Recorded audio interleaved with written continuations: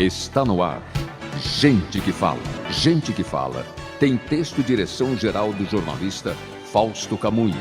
Gente que fala. Reúne de segunda a sexta-feira formadores de opinião para discutir as principais notícias do dia. Gente que fala. Tem o selo de qualidade APCOM. Olá, olá, boa tarde. O programa Gente que Fala está começando ao vivo pela AltV, a TV da internet e também pelas redes sociais, imagens no Instagram, do Facebook, do nosso canal no YouTube, para você acompanhar a nossa jornada de hoje até a 1 da tarde. Curta, comente, compartilhe a transmissão do programa Gente que Fala, participe também pelo WhatsApp, fazendo perguntas aos nossos entrevistados de hoje. 973350038 é o número, mais uma vez, 973350038. Eu sou Mauro Friesman, meio-dia em ponto. Segunda-feira, não é, pessoal? Iniciando mais uma semana, vamos com empenho, com dedicação, com muita saúde aqui para todos nós. E vamos colocar em campo os nossos convidados de hoje para análise, para o debate dos temas por aqui propostos.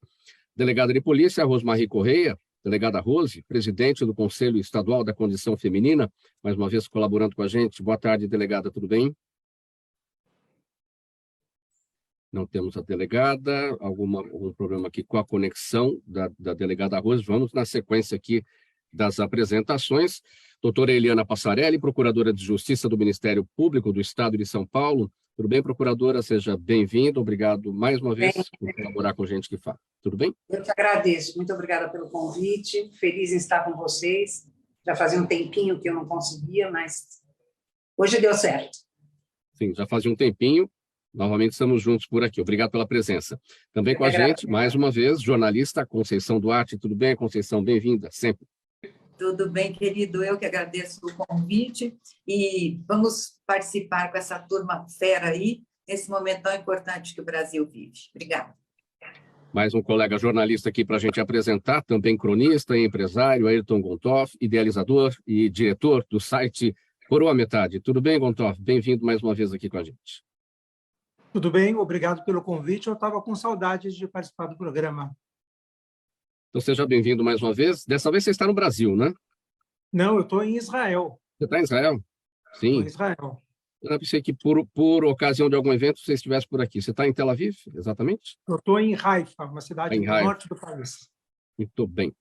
Temos muitas coisas a falar também sobre Israel, aí, a questão das eleições aí que também estão ocorrendo. A gente vai tratar desse assunto por aqui. Olha, aguardando ainda então a conexão novamente da delegada Rosmarie Correia, enquanto ela não confirma aqui a sua conexão, vamos seguir então. O primeiro tema de hoje é o seguinte: episódios de ofensas, agressões e racismo envolvendo estudantes surgiram em diversas escolas particulares na semana passada, logo após o resultado da eleição presidencial. E a fratura na sociedade evidenciada nos últimos meses atinge também crianças e adolescentes de todas as idades e chega ao espaço que deveria ser o de aprendizagem da vivência em sociedade e de fortalecimento dos valores democráticos. Para especialistas, os educadores só não podem ficar omissos como são fundamentais para a reconstrução desse Brasil dividido. Procuradora Eliana Passarelli, eu começo com a senhora sobre esse tema. A escola está falhando na formação dos estudantes para a democracia, na sua avaliação, sim ou não? Acho que sim. A escola está falhando e está falhando grandemente. Não só a escola, como os pais também, né? Eu vejo a situação dos pais extremamente lenientes em relação à educação dos seus filhos. Tudo pode, tudo é possível. Não há uma limitação, né? Então, assim, não se diz o que é crime e o que não é crime, porque todo mundo sabe, né, que o racismo é crime, a homofobia é crime. Eu só acho que disso tudo ficou um ponto que eu achei muito legal, que eu acho que vai ser um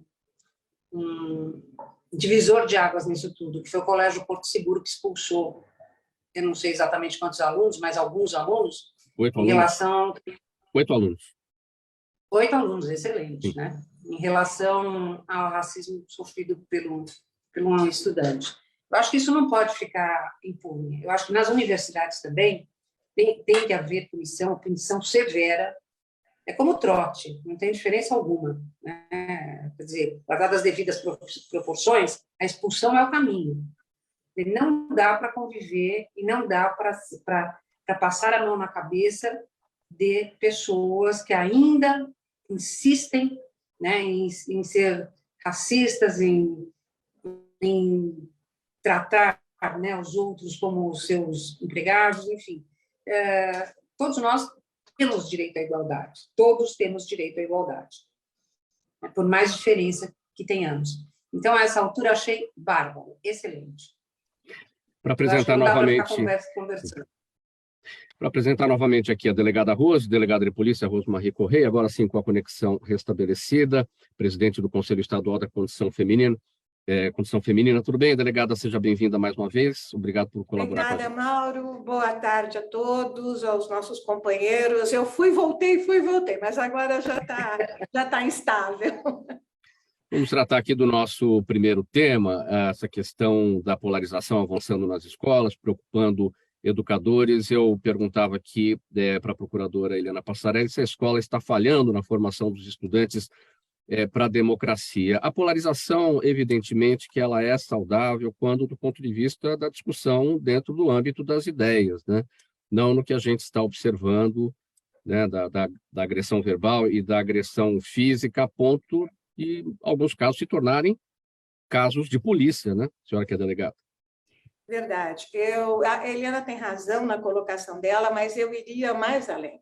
Eu acho que não são... A escola ela está falhando com os alunos, os pais estão falhando com os alunos, mas os professores também precisam ter um novo tipo de conversa com os seus alunos. Está faltando na escola um pouco mais de trabalho no sentido de levar mais palestras, de levar mais informação, de fazer um trabalho com esses alunos. Eu digo para vocês com honestidade, eu acho que esse trabalho tinha que começar com os professores. Eu acho que alguns professores estão falhando, eles próprios, muitas vezes, estão insuflando essa polarização, essa briga, tá, que está acontecendo, ao invés de agirem como de uma maneira a acabar com isso, a conversar, a explicar, eu acho que eles também estão ajudando muito nessa guerra que a gente está vendo acontecer dentro das escolas. Está acontecendo no Brasil inteiro, mas nós estamos aqui conversando especificamente das escolas. Eu acho que teria que começar um trabalho com os próprios professores para que eles entendessem de que forma eles têm que se portar em sala de aula, de que forma eles têm que conversar com os seus alunos, tá? Que aí sim você consegue fazer um trabalho.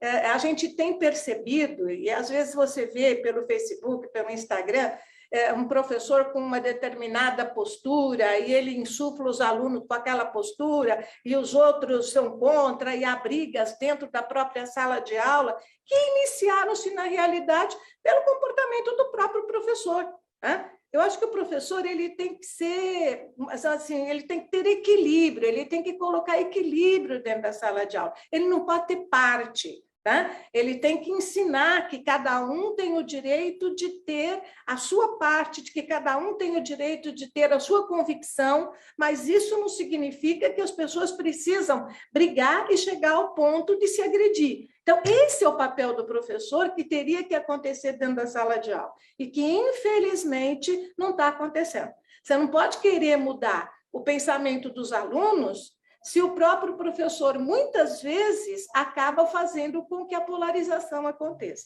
E eu cumprimento também o Colégio Porto Seguro pela atitude que teve, porque não é fácil, num colégio de gente classe rica, vamos dizer assim, onde cada um é filho de alguém, você ter coragem suficiente para botar para fora 8 alunos que, com certeza, pertencem às classes mais abastadas, com pais aí, né, que tem, vamos dizer, que tem bastante influência, e eles tiveram a coragem de fazer isso. Então, foi realmente, como diz a Eliana, um divisor de águas. Se um colégio da categoria do Porto Seguro tomou essa atitude, os outros têm que copiar. Mas volto a repetir, vamos trabalhar primeiro a cabecinha dos professores, porque muitas vezes eles é que estão fazendo esse trabalho ruim dentro da sala de aula. Agora, como os professores, delegada Rose, podem ser, de fato, os mediadores desse diálogo?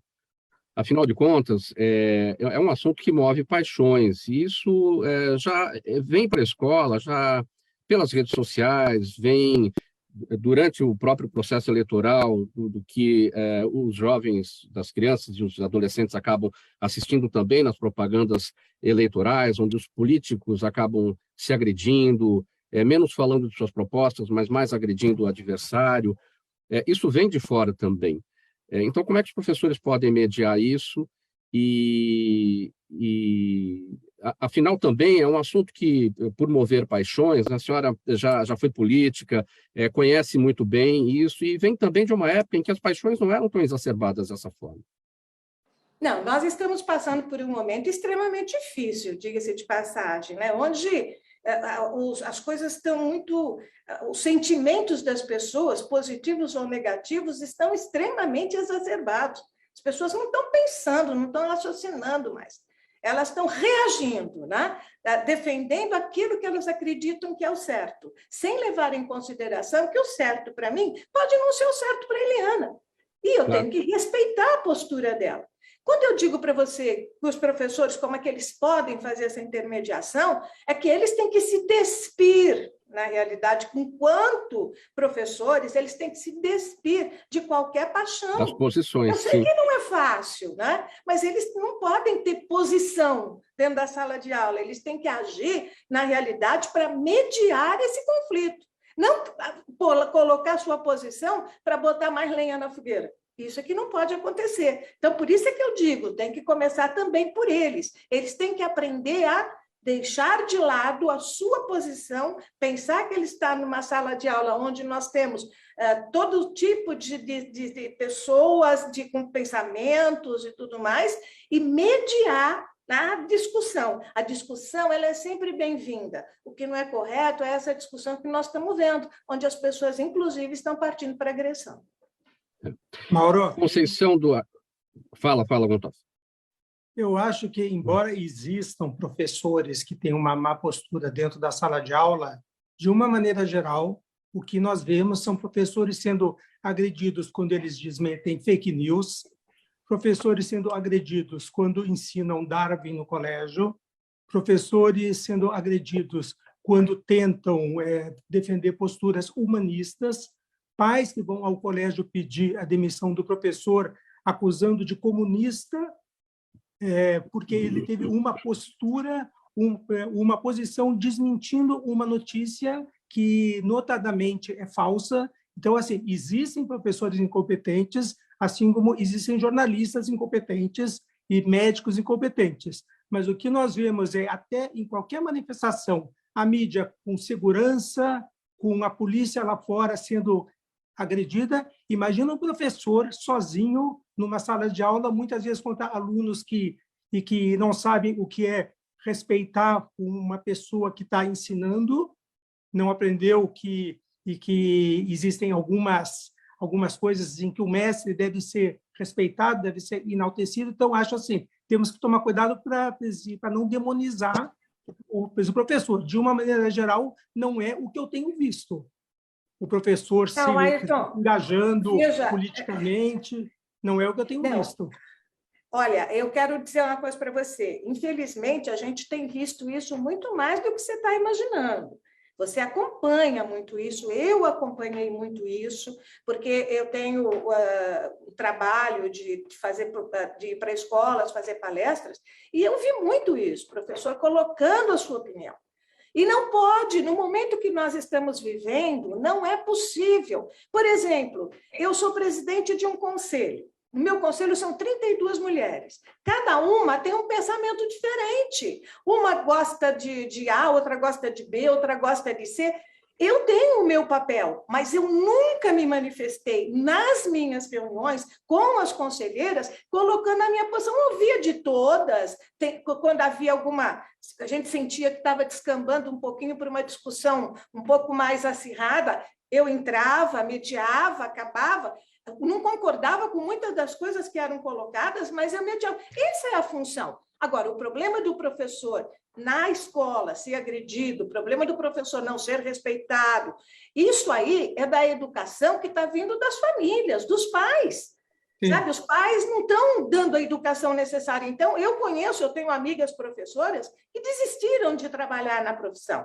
Por quê? Porque eram praticamente agredidas na sala de aula. Isso não tinha nada a ver, Ailton, com o problema que nós estamos falando agora, dessa polarização que está acontecendo. É a falta de respeito mesmo para com o professor. Nós estamos fazendo nesse momento especificamente, por que o professor vai lá e acusar o professor de comunista? Porque ele deve, sem querer, sem nenhum intuito, ter manifestado a sua opinião dentro da sala de aula. Aí o filho chega em casa e fala, pai, o professor tal gosta do fulano de tal. Então, aí o professor que deve participar da outra aula vai lá e fala, não, o senhor é comunista. Por isso é que o professor tem que tomar cuidado. Doutora, nós já concordamos. Nós, em alguns pontos, nós concordamos, mas eu continuo achando que uma das consequências de qualquer sistema totalitário é fazer com que as pessoas moderadas sejam acusadas de ter um lado também.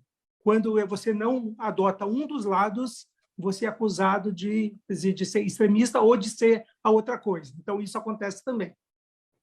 Posso falar? Uma pessoa combate uma coisa, uma fake news, ela é chamada de pertencer ao outro lado.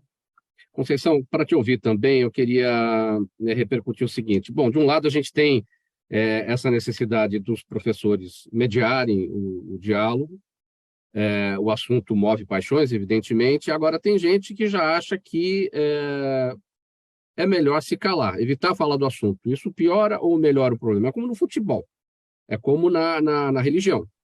Mas a política tem que ser discutida. A política está aí. Nós fazemos política no dia a dia, não política partidária, mas todo mundo faz a sua política no dia a dia, nos relacionamentos. Eu vou falar um pouquinho mais agora, porque a gente ficou ouvindo, e eu concordo com o que as meninas falaram, e discordo do que esse senhor falou. Desculpa, o nome dele é Pedro? Ayrton. Ayrton, desculpa. Eu discordo. Prazer aí, você está bem, querido? Lindo o lugar onde você está. Eu tive o prazer de conhecer, amo Israel. E a cultura e tudo mais. Mas eu acho assim, nós estamos num momento agora onde o Brasil realmente tem a sua oposição de direita. Então, todo mundo resolveu botar as manguinhas de fora e se posicionar, e agora tem um partido orgânico político, sem partido de deputado, de partido político e tudo mais. Então, hoje, nós saímos às ruas com o coração, com o sentimento e com a vontade de ver um país melhor e indignados com algumas coisas que vêm acontecendo. Com relação à escola, eu discordo do Ayrton, porque pode ser que aí funcione de um jeito, mas aqui no Brasil... E também vou fazer uma grosseria com você, porque eu acho que as pessoas que vivem fora têm uma posição bem distante do Brasil. Então, quando você sai daqui, eu estou falando isso por causa de muita gente, inclusive parentes que moram fora, e que acabam falando, o Brasil não sei o quê, agora eu sou de esquerda, de direita, não sei o quê. Nós somos Brasil. E isto foi mostrado, graças a Deus, mostrado não, foi avivado pelo bolsonarismo ou pelo nosso presidente, que agora ainda é nosso presidente, o Bolsonaro, e que a gente que tem netos, que tem crianças, eu moro num prédio onde tem muitas crianças e amo as crianças. E na escola que minhas netas estudam, que é uma escola nível Porto Seguro, que também cumprimento pela atitude que tiveram, e só espero que não haja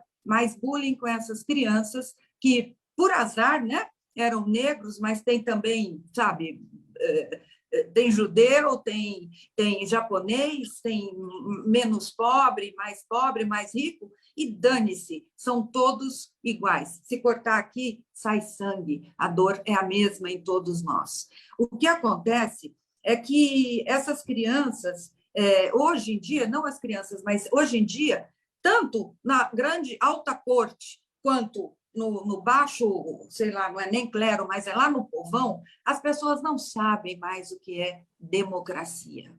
Entendeu? Então, essas pautas que vêm aí, e essas palavras, me desculpe mais uma vez, Ayrton, mas é demonizar e fake news e o escambau, ninguém sabe o que é fake news, essa coisa de demonizar.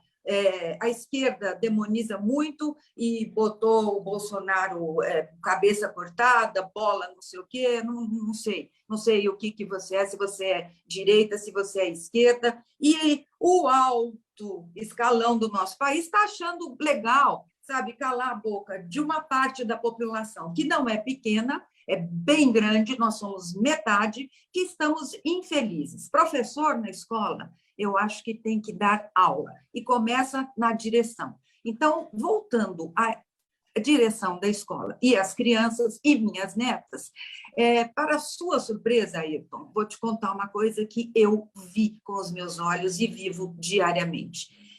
Na escola, as crianças combinaram, vamos de verde e amarelo para dar um impulsamento no amor orgânico que estamos sentindo agora no Brasil, pela primeira vez, e eu vou morrer falando que isso foi o Bolsonaro que avivou em nós, tá? Com a bandeira nacional, parece um girassol. Quando o PT assumiu a semana passada, vendo as imagens de televisão, parecia um inferno de verde, de vermelho, com fumaça preta na Paulista, e gente fazendo sujeira e os escambau a quatro. Tudo bem, cada um tem o seu comportamento, é como o futebol, é como a religião. Bacana, escolheram essa cor, esse comportamento, essas atitudes, nós escolhemos o verde e amarelo, que é o nosso país.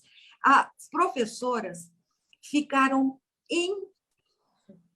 bravas, eu ia falar emputecidas, mas é isso mesmo, com as crianças indo de verde e amarelo. Outras foram de vermelho. Até aí, beleza, ponto. Na segunda vez, no segundo ato agora, quando o Lula ganha, as professoras foram de vermelho. Então, depois você me diz o que quer dizer isso. Então, Ayrton, eu acho assim, a direção, o país, entendeu? Que tem que saber o que é democracia, e muita gente que está no comando não sabe. Depois vem vindo governador, prefeitos, os vizinhos, os pais e as crianças. A obrigação da escola é ensinar o aluno, vivendo ou não uma polarização da esquerda ou da direita. É como jornalista, televisão. Morre o Pádua para a televisão. Estou falando assim, né? Porque ele também já foi tarde. Mas eu digo assim, entra uma cor, uma pauta, a gente ia falar, vamos dizer, do gás, da água, da favela, que não tem esgoto e os cambal. Não, aí tem que falar que o Pádua morreu, ou tem que falar que o presidente está sendo desmoralizado, ou qualquer coisa assim, ou que o outro está dando canetada, mandando prender e soltar. Maravilha! A escola tem que se adaptar a isso, e este é o papel da direção da escola, dizer, neguinha, aqui você ganha uma bruta nota, porque essas escolas, além de cobrar caro, pagam muito bem os professores, que não estão sozinhos, não, seu Ayrton. Eles estão bem amparados pelas escolas particulares, como a Porto Seguro e tudo mais. E eles não têm, às vezes, a ordem de obedecer. Eles não têm, às vezes... me perdi um pouco. Eles não têm o jeito de fazer as coisas como eles deveriam fazer. Então, tem que chegar e falar, minha filha, você tem que fazer o seguinte, esquerda, direita, a polarização é essa. Você é da esquerda ou da direita, eu não quero saber. Ensine as crianças, para elas chegarem em casa e falar assim, fulano é ladrão, mamãe? E a mãe vai falar, talvez, você fala, mas você sabe que ele fez isso, isso, isso, isso? Por quê? Porque é obrigação da escola falar isso. E o Bolsonaro é bonzinho? Não, o Bolsonaro não é bonzinho, mas o Bolsonaro tem outro tipo. É Palmeiras e Flamengo. Eu não estou aqui para falar do Lula ou para falar do Bolsonaro. Eu não sei porque a conversa está neste caminho. Eu acho que a senhora está entrando num outro lado, que não é o que nós estamos discutindo aqui. E nem não, acho que cabe a você para falar, nem cabe a você. Não, eu não falei de Bolsonaro, eu não falei de Lula, eu falei demonização. Demonização, quem fala é esquerda. A demonização do professor, que neste caso eu acho que ele é mais vítima do que o professor não é vítima o causador. Nunca. O professor e também acho que a senhora não pode dizer... O professor tem que ser competente. A senhora não pode dizer que, pelo fato de eu estar fora, a senhora não sabe quanto tempo eu estou fora, qual é a minha formação, quanto tempo eu estou falando com as coisas brasileiras. Se quiser falar sobre o país, se quiser falar sobre Carlos Drummond, Chico Buarque, Machado de Assis, Castro Alves... esquerda, não quero falar sobre Chico Buarque. Qualquer coisa da cultura brasileira, a gente pode falar e vamos ver o que eu tenho de cultura brasileira, o que qualquer um tem aí. Nós não estamos falando disso, e não importa quanto tempo eu estou fora. Deve ter bastante cultura, não falei que você... Não pode tirar a minha legitimidade de estar falando porque eu estou fora do país. Não, você está fora do país, pessoal. Quem está fora do país, normalmente, não sabe o que está passando aqui. Estamos conversando. Esse é um exemplo da polarização negativa que tem no país. Numa discussão sobre conceitos. Numa discussão sobre conceitos. Você já falou sobre Bolsonaro e Lula. Ayrton e Conceição, vocês estão vendo como é que os ânimos estão extremamente agitados? É isso que a gente Ninguém precisa está falando sobre Lula, ninguém está falando sobre Lula e Bolsonaro. A gente não estava falando sobre Lula e Bolsonaro. Pessoal, um de cada vez. Um de cada vez. Avisa aí que tem que falar um de cada vez, porque nem a gente entende. Olha a polarização. Pessoal, a polarização chegou aqui ao nosso debate, para você ver como as coisas estão aqui, né, entre nós adultos. Imagino como é que a situação está nas escolas. Mas acho que a gente conseguiu exaurir aí quase meia hora de conversa nesse tema. Vamos passar para o próximo. Tem muito para exaurir ainda, mas a gente precisa passar para o próximo. Olha, na última quinta-feira, agora, dia 3 de novembro, foi celebrado o Dia da Instituição do Direito de Voto da Mulher, que neste ano completou 92 anos. A data foi criada em 1930 e a mudança foi aprovada no Senado. Só que o voto só foi reconhecido em 1932, incorporado à Constituição em 1934. Até 1965, porém, o voto feminino era facultativo e só a partir daquele ano foi equiparado de fato ao voto masculino. Porém, mais um porém, né? O país vivia a ditadura militar e não havia eleições. Deste modo, o voto da mulher só foi efetivamente equiparado ao do homem a partir das eleições de 1989, ou seja, há 33 anos. Então, delegada Rose, tem uma grande diferença, né, entre 92 anos atrás, né, quando o voto feminino foi instituído, e quando de fato passou a ser equiparado ao voto masculino, que só tem pouco mais de 3 décadas. A diferença é muito grande, né? Não, realmente a diferença é muito grande, mas foi uma vitória, né, das mulheres por ter conseguido o direito, pelo menos, de votar, né? Que nós nem isso tínhamos, nós éramos comparadas aos índios e aos semi-imputáveis. Então, foi uma grande vitória nossa. A nossa primeira deputada foi a doutora Carlota Pereira, né? Que foi a nossa primeira deputada federal. Depois nós tivemos a primeira deputada estadual negra no ano seguinte. Eu não me lembro agora, falha minha, não me lembro o nome dela agora, mas você veja, conseguimos, nós não votamos, mas nós elegemos a primeira deputada federal e a primeira deputada estadual. De lá para cá, as coisas foram, na realidade, foram indo muito devagar. Mas hoje, nós mulheres, hoje representamos 52% dos eleitores do Brasil.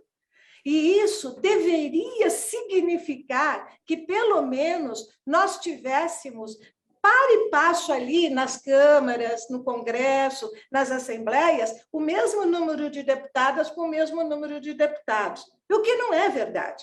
Nós tivemos um pequeno aumento na Assembleia Legislativa esse ano, mas não chegamos nem a 20%, não conseguimos chegar, é alguma coisa impressionante. No Congresso Nacional também tivemos um aumento, pequeno aumento, e no Senado nós acabamos perdendo. Nós temos municípios no estado de São Paulo ainda que não tem uma vereadora, que não consegue eleger uma vereadora. Ou quando elas são eleitas, normalmente, é uma ou duas no meio de 7, de 8 homens. Então, apesar de sermos 52% do eleitorado, nós não estamos sabendo utilizar bem esse grande instrumento que foi colocado na nossa mão, que é votar. Não é votar na mulher porque ela é mulher. né? Nós temos candidatas maravilhosas, que têm propostas maravilhosas, que podem realmente nos representar bem, mas nós não conseguimos fazer com que essas mulheres sejam eleitas. Então, agora nós vamos ter... E outra, hein, é importante a gente colocar aqui, a Conceição, a Eliana, a Ayrton sabem disso, foi ter criado até um crime de violência política contra a mulher, porque é impressionante o que acontece. Vocês acompanharam o que aconteceu na Assembleia Legislativa, o deputado que passou a mão na deputada em plena sessão, né? Na mesma Assembleia Legislativa de São Paulo, um deputado virou para uma deputada e disse para ela: eu vou botar um cabresto na sua boca para você parar de falar. Tá? Em câmaras municipais, os presidentes das câmaras cortam a palavra das mulheres. Você não vai falar mais, eu estou cansado de ouvir a sua voz, eu não quero mais ouvir, e corta em sessão. Então, a violência política contra a mulher é muito grande. Vamos ter agora, daqui 2 anos, as eleições municipais. Então, é hora, e o Conselho Estadual da Condição Feminina vai trabalhar muito nisso, da gente poder identificar boas candidatas nos municípios do nosso estado de São Paulo e trabalhar para a eleição dessas mulheres, porque nós precisamos de mais mulheres na política. Não adianta eu ter 50 mulheres, sendo que eu tenho 400 homens e o projeto da mulher nunca é aprovado. A não ser quando se quer, no Dia da Mulher, aí resolve fazer uma... Sabe, eu fico brava. No Dia da Mulher, eles desencavam os projetos das mulheres lá, só para dizer que são bonzinhos e estão votando nos nossos projetos. Então, precisamos ter mais mulheres, precisamos ter... Nós temos mulheres guerreiras, briguentas, boas parlamentares, tanto no federal quanto no estadual. Agora, nós precisamos realmente fazer um trabalho para elegermos mais mulheres. Precisamos de mais mulheres na política do Brasil. Eu acho... Posso falar? Fala, Conceição, depois eu vou para o Ayrton. Então, eu acho assim, 1930 foi ontem, parece muito tempo, né? Em 1930, foi ontem mesmo, em 1930, em 32, a gente não sabia nem o que era política. A partir daí, a gente começou a votar. Então, a gente é bebezinha nesse país com relação a isso. E a mulher hoje se mostra assim, atirada, ela é evoluída, ela é rápida, ela é muito mais esperta, mais smart que o homem, porque ela é multifuncional. Ela lava, passa, cozinha, cuida de filho, ela pare. Você quer mais? Ela que faz o homem, não tem isso. Por isso que a ideologia de gênero também é outro papo babaca da esquerda e que a gente é obrigado a ouvir. Então, ou você nasce com pepeca ou com um pintinho. E quem tem filho é a mulher, que põe tanto os petistas quanto os bolsonaristas na terra. Então, a gente tem que se dar bem com todo mundo e entender que as coisas funcionam assim. Agora, hoje em dia, você sabe muito bem, e por isso que é difícil entrar mulher, doutora Rose, porque é um gueto extremamente machista, só tem homem. Então, os próprios homens protegem os homens. É mais fácil os homens irem lá e trabalhar o dia inteiro, porque a mulher não tem coragem de fazer isso. O filho tem uma dor de barriga, ela larga e vai levar no pediatra. E o homem tem que estar lá no plenário, falando, defendendo causas, criando coisas. Então, viaja para lá, para cá, e você não vai largar. Por isso que hoje a mulher tem menos chance de engravidar, ela não quer ter filho e tudo mais. Mas eu acho que, aos poucos, a gente vai vencer e a mulherada vai fazer parte desse novo momento e a gente vai lutar bravamente. Ayrton Gontov, vamos falar um pouquinho sobre Israel, aí, sobre a questão do voto da mulher. O que você tem de informações para a gente? Afinal de contas, Israel também vive um momento aí eleitoral importante, 5 eleições em 4 anos. Semana passada, logo após o nosso segundo turno aqui, vocês tiveram as eleições parlamentares, tentativa de formação de um governo de coalizão. Como é que é a presença da mulher no voto e também na formação aí do parlamento Israel, que tem o regime parlamentarista? Aqui existe uma proporção maior do que no Brasil, mas ainda, como em quase todo mundo, muitos avanços devem ser feitos. Você ainda percebe que há mais homens do que mulheres em todas as áreas do governo, todas as áreas. Tivemos aqui uma primeira-ministra, a Golda Meir, etc. Mas, de uma maneira geral, você vê mais homens nos cargos diretivos. Mais mulher homens vota aí há também. muito tempo, aí? Sim, vota. Há muitos Vota. anos, mais que nós? Há mais tempo. Há mais tempo. Eu considero importante, fundamental, que existam mais mulheres nos nossos parlamentos, que existam mais negros, que é mais de metade da população, que haja mais população LGBT também, né? E que existam mais índios dentro do nosso parlamento também. Então, quanto mais existam minorias e maiorias representadas e dialogando e conversando sobre uma proposta, é sempre bom. Eu acho muito importante, voltando àquele termo de demonização, você vê que o que pensa diferente não é teu inimigo, o outro não é teu inimigo, o outro tem um outro pensamento que você pode conviver, pode ouvir, respeitar, às vezes muda algo no seu e às vezes não, mas disso que nasce uma democracia, através da convivência entre os diferentes. Ayrton, aí no Knesset, que é o parlamento israelense, são quantos deputados? 56 ou 66? 120. 120? Sim, não, eu estava pensando na metade, que foi a metade, está pensando no número aí que cada partido fez na tentativa de formar um governo de coalizão. E a presença da mulher nesses 120? Qual é a equivalência? Eu não posso estar te falando sobre essa última eleição, ainda não tenho esses dados, posso te passar para uma outra conversa, mas certamente é bem menor do que a presença masculina. Sim. O que existiu agora aqui é que o Bibi ele volta ao poder e ele se associa a grupos muito radicais, grupos extremistas de direita, e mais partidos religiosos. Então, o governo vai ser mais à direita do que ele era antes. E vários aspectos laicos que são garantidos aqui tendem a ficar um pouco mais complicados para quem não é religioso. Sim, mas de qualquer maneira é um governo que já se conhece. Benjamin Netanyahu já esteve no poder e ele volta com a mesma proposta. Ele volta com a mesma proposta, mas com parceiros mais à direita do que antes e mais extremistas do que antes. Certo. Bom, vamos voltar ali para o nosso tema, então, agora com a procuradora Eliana Passarelli, a instituição do voto feminino há 92 anos, mas, como disse a Conceição, né, as mulheres são bebezinhas ainda nesse aspecto do voto, né, pela dificuldade mesmo, né, da chegada, enfim, e poder ganhar o direito de votar, o direito de ser votada e tudo mais. Tem duas coisas aí que devem ser levadas em consideração. Vamos lá. Primeiro, que as mulheres não têm o mesmo espaço na política que os homens, está claro. Os partidos, muitos deles, não prestigiam as suas candidatas. Então, se a gente for fazer uma análise de verba, por exemplo, né, as mulheres recebem a mais, mas, na verdade, eu, por exemplo, fui candidata, e você percebe isso. Num partido, eu tive toda a assessoria necessária, tive fui tratada como candidato, ponto.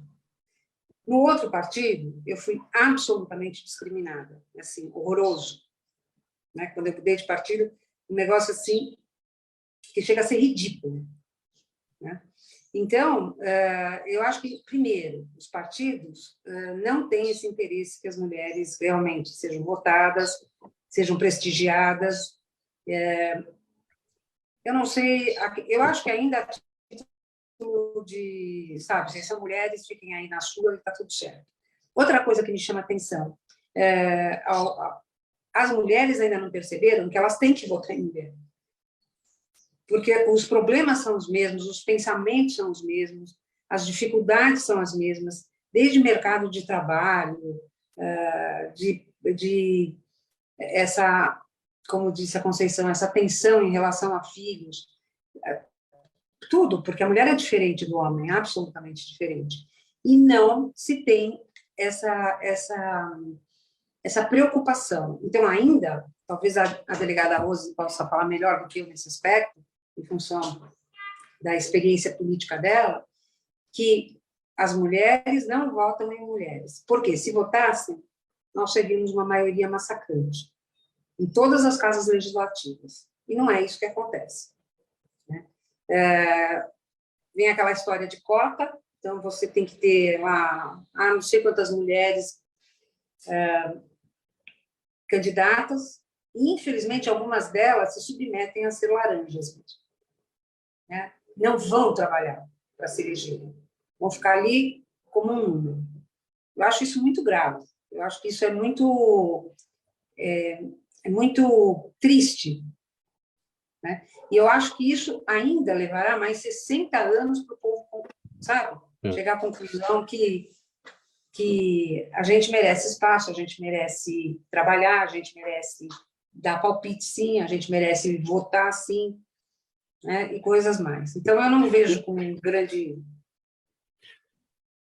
Diga. Delegada Rose, para a gente finalizar esse tópico, delegada Rose, e a gente poder ir para o intervalo, já que Sabe quando é que vai mudar? Vai mudar o seguinte, tem 30% de mulheres que são, pelas cotas, são obrigadas a fazer parte da lista de candidatos, tá? Isso. Vai mudar o dia que houver uma reforma política que diga que também tem que ter 30% de mulheres com cadeiras asseguradas nas casas parlamentares, que é o que acontece na Argentina. Aí sim nós vamos ter espaço. Boa. É isso mesmo. Só para a gente fechar esse tópico, delegada Rose, já que a procuradora Eliana levantou esse aspecto, é importante esse debate da mulher não votar em mulher. O que acontece na sua avaliação? Que foi, a senhora foi deputada estadual, a mulher não vota em mulher porque não confia na mulher, a mulher não vota em mulher porque a mulher, em muitos casos, é machista. Não sei se a discussão deve ir por aí. O importante é pensar, homens e mulheres devem votar em mulheres competentes. Esse é o caminho, na minha avaliação. Qual é a sua? Eu concordo com você. Como eu disse, a Eliana tem razão quando ela coloca que as mulheres não votam nas mulheres, porque se votassem, como ela mesmo disse, nós seríamos metade e metade, pelo número de votos que a gente tem. Eu partilho da opinião que não é para votar em mulher porque é mulher. Não. Sim. Tem que votar em mulher pela sua capacidade, pela sua competência, pela história de trabalho que ela tem. Não é simplesmente porque é mulher. E eu falo com tranquilidade que nós temos mulheres que se candidatam, que são competentes, capazes e que nos representam muito bem. Agora, o que você falou está correto. Eu acho que homens e mulheres, eu, por exemplo, eu fui deputada durante 16 anos, 4 legislaturas. Eu ouso dizer para você que, com todo o meu trabalho nessa luta contra a violência à mulher, eu acho que eu tive mais votos de homens do que de mulheres. Então, é um negócio muito interessante. Eu ouso dizer que eu tive mais votos de homens do que de mulheres nas minhas 4 eleições. Então, é difícil você entender o que acontece com as mulheres. Se nós não tivéssemos mulheres competentes, tudo bem, eu até entendo, não é porque é mulher, mas temos. E o que acontece? Será que não chega ela? Será que o povo está acostumado a votar sempre naquela pessoa e ele vai, e se aquela pessoa for lá, ou porque recebeu alguma ajuda, foi beneficiado de alguma maneira? Não sei, é muito difícil de dizer. Dizer que as mulheres hoje elas vão atrás daquilo que o marido manda votar não é verdade. Não são mais isso. Muito pelo contrário. Eu acho até que elas influenciam os maridos e os filhos a escolherem o candidato que elas estão votando, ou a candidata que elas estão votando. Então, dizer não é porque o marido manda, ela faz? Não. Hoje ela manda e o marido faz, com certeza. Mas fica aqui a dúvida, né? Por quê? Mas você falou correto. Eu acho que homens e mulheres deviam votar em mulheres competentes e capazes. Faltando 17 minutos para 1h da tarde, programa Gente que Fala, edição de segunda-feira, uma parada breve aqui, um gole de água para todo mundo aqui se refazer, se acalmar um pouquinho, a discussão tá boa, tá quente, tá boa, o debate é sempre importante, a gente vai para esse intervalo e a gente volta já com a sequência dos temas. Toda ação estratégica de sucesso tem um componente fundamental, um instituto de pesquisas ético, rápido e preciso. Afinal, é ele que vai fornecer informação confiável, sem achismos e palpites. E isso, numa época de mudanças rápidas e repentinas, é fator crítico de sucesso. A Orbis é um instituto de pesquisas que une precisão e confiabilidade estatística com a mais alta tecnologia de pesquisas do mercado.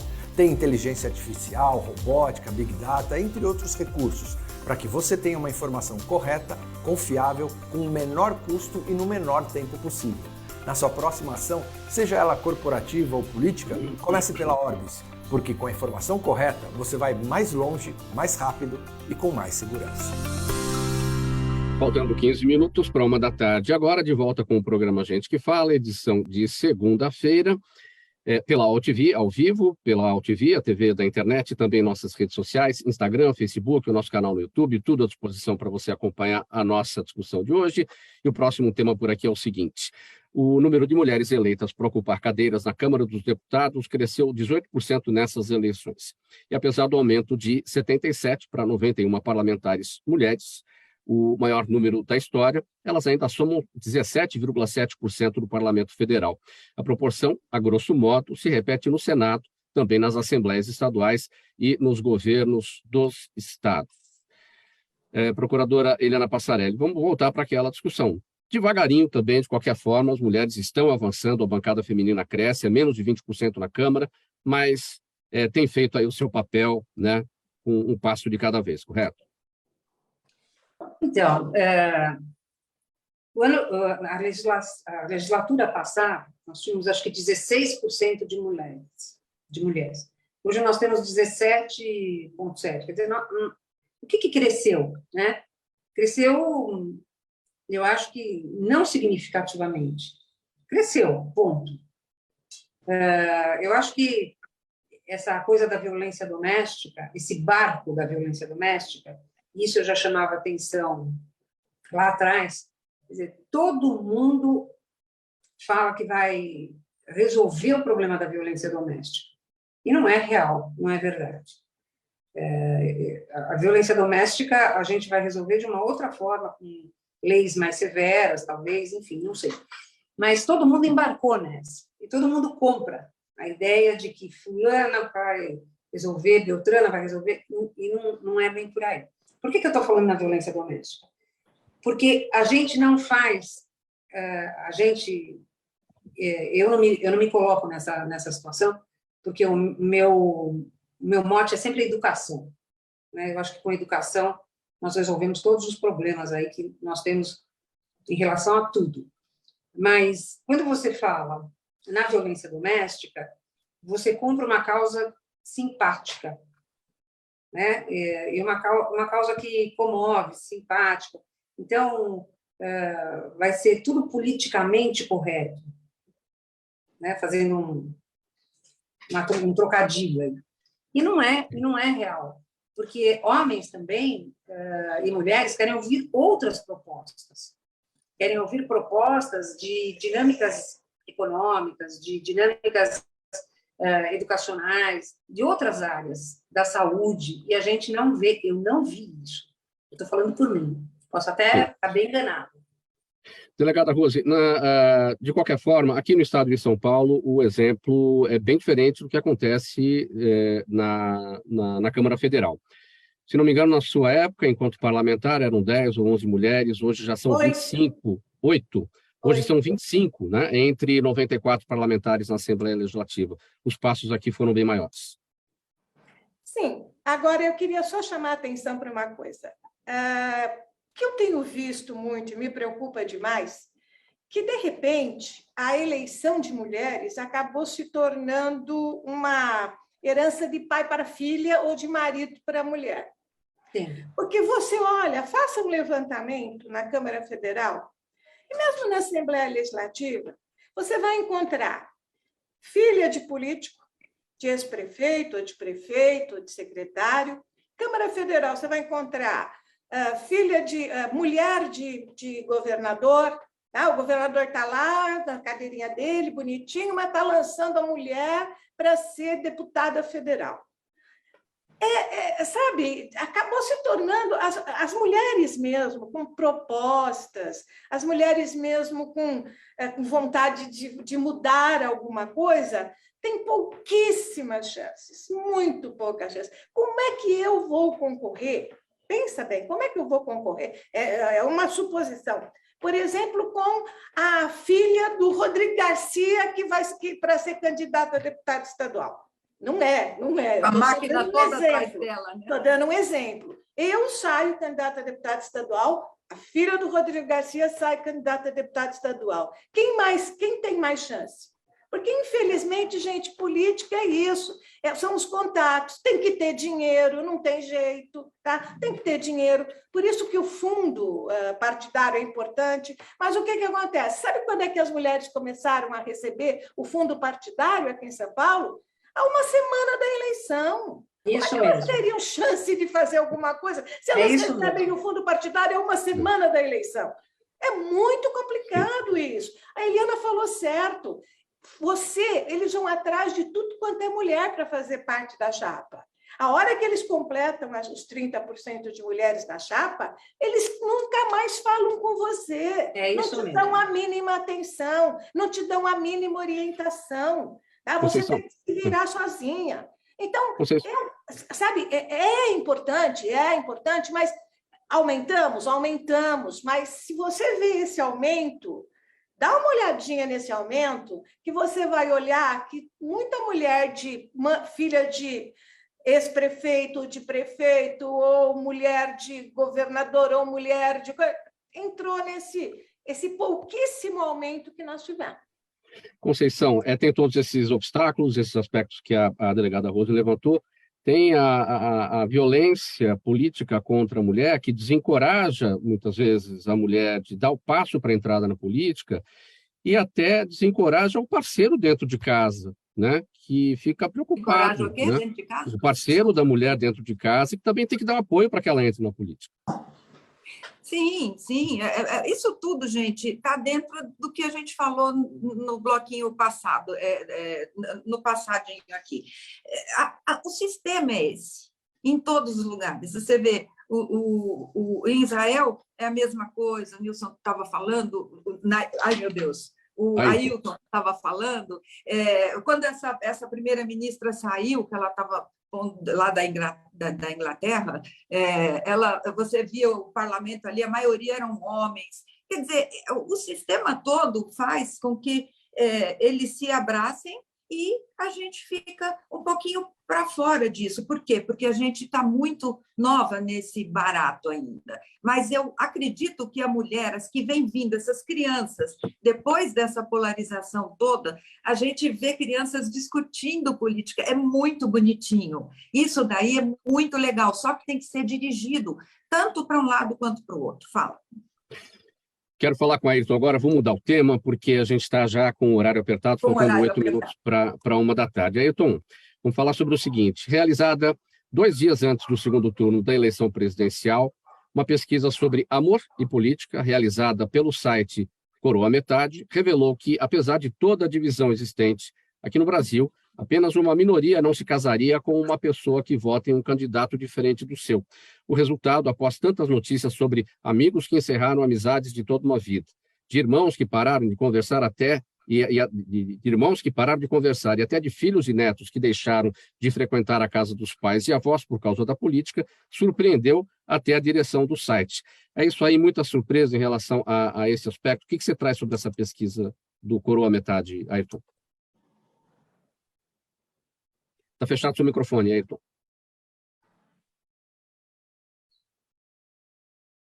Continua fechado. Do lado esquerdo embaixo, aí, Ayrton, no desenho do microfone. Oi. Aí, agora foi. A gente esperava que, com toda essa polarização, 80% das pessoas fossem dizer: eu que voto no Bolsonaro, eu não casaria com uma pessoa que vota no Lula, e o mesmo do outro lado. Eu que voto no Lula não casaria com alguém que vota no Bolsonaro. E nós temos dentro do Coroa Metade também uma experiência de perceber que as pessoas buscam outras que tenham valores semelhantes, culturas semelhantes. a gente sempre diz, a gente sempre fala que aquela norma conhecida, que os opostos se atraem, a gente não percebe dentro do site. A gente vê que os opostos se traem. Quando as pessoas não têm valores semelhantes, elas não costumam ficar junto dentro do corometade. Mas, neste caso, 27% de quem vota no Lula disse que não casaria com uma pessoa que votaria no Bolsonaro, e 28% das pessoas que votam no Bolsonaro não casariam com uma pessoa que vota no Lula, o que permite uma esperança que, passada essa polarização, essa fase tão difícil, as pessoas voltem a conversar, voltem a se dar bem e percebam que temos muito mais em comum em objetivos de ter alguém, amar, fazer o bem, exercer a cultura brasileira, pois o amor pelo país, a vontade de viajar, etc. Tudo que nos une é muito mais forte do que uma divisão política. Então, esses resultados dão uma esperança que a conciliação é possível. Você acredita que esse resultado ele se mostra assim, porque você está lidando com um público mais velho, com um público mais maduro, pensa diferente esse público? Você acha que com os mais jovens o resultado seria diferente? Eu acho que sim, é um pouco de maturidade, um pouco porque as pessoas estão cansadas de tantas brigas, e também porque, neste caso, muita gente que votou no Bolsonaro não era aquela bolsonarista de extrema direita, eram pessoas que não queriam o projeto do PT. Muita gente que votou no Lula não era petista, eram pessoas que não queriam o projeto do Bolsonaro. Então, essas pessoas que estão quase no meio, essas tendem a ser mais tolerantes a conversar com o outro. Repito que, quando você está num governo totalitário, você tende a demonizar o outro. Então, assim, acredito que a maior parte das pessoas, apesar de tudo que tem acontecido, ainda entende que o outro não é inimigo, o outro é só uma pessoa que pensa diferente, e a convivência será possível. A gente espera que sim. A reconciliação será possível. Então, você observa aí a disposição ao diálogo e aquele encontro dos valores que são comuns, seja a pessoa de direita ou se é de esquerda, existem valores comuns aí que podem ser encontrados. Existem algumas pessoas que são extremistas, mas a maioria das pessoas, sim, tende a querer perceber que o outro também tem os seus direitos, que você pode conversar e pode encontrar o que é comum. Acredito que sim. Olha, gente, faltando 3 minutos para 13h, a gente está bem apertado aqui, bem no final do tempo. Temos perguntas da nossa audiência, 4, uma para cada um. Eu vou pedir bastante brevidade para todos, para que a gente consiga atender aqui a nossa audiência. Já que o Ayrton está com a palavra, eu começo com você. E não tem nada a ver com a pauta de hoje, nenhum dos tópicos aqui. O Rodrigo Monteiro está no Facebook e quer saber quem deveria ser a surpresa da lista que o Tite irá divulgar daqui a pouco na chamada aí para a Copa do Mundo, Ayrton. Quem deveria ser a surpresa? Acho que não teremos nenhuma surpresa. Carecemos de um nome em ascensão. Não teremos nenhuma surpresa nessa convocação. E nem tem algum nome para estar falando. Acho que não temos nenhum novo jogador, tipo o Neymar e o Ganso há várias Copas, que todo mundo falava, por que eles não foram chamados? Hoje nós não temos isso. Sim. Procuradora Eliana, a Fernanda Antonelli no YouTube pergunta por que o TRE de São Paulo, Tribunal Regional Eleitoral, que é um tribunal eleitoral, tem um canal para denúncias de violência contra mulheres. Bem breve, procuradora.